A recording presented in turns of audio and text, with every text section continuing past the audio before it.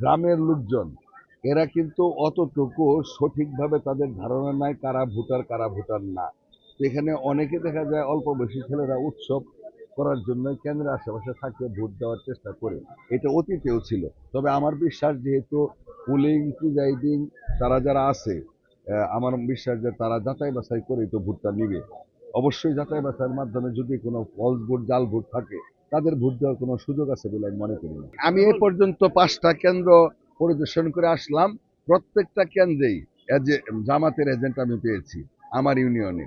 তা আমার ইউনিয়নে যদি জামাতের এজেন্ট থাকে তাহলে আর বাকি 16টা ইউনিয়নে এজেন্ট না থাকবে না, এটা সম্পূর্ণরূপে একটা মিথ্যা এবং অসত্য কথা।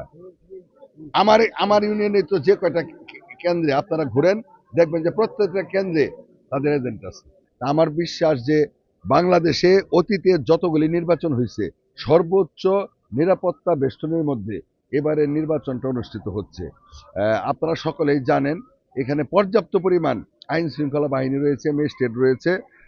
ইনশাল্লাহ নিরাপত্তার কোনো ঘাটতি নাই। আর বিজয়ের বিষয় আসলে শেরপুর 3 আসনটা বিএনপির আসন হিসেবে পরিচিত। যতবার সুষ্ঠু নির্বাচন হয়েছে এখানে বারবার ধানের শীষের প্রার্থী বিজয় অর্জন করছে। পূর্বে আমার বাবা 2বার এমপি ছিলেন, আমিও 3বার এমপি ছিলাম। এবার যেহেতু মানুষ নিরপেক্ষভাবে স্বাধীনভাবে ভোট দিতে পারতেছে, ইনশাল্লাহ আমি আশা করি বিজয় ইনশাল্লাহ অবশ্যই সুনিশ্চিত।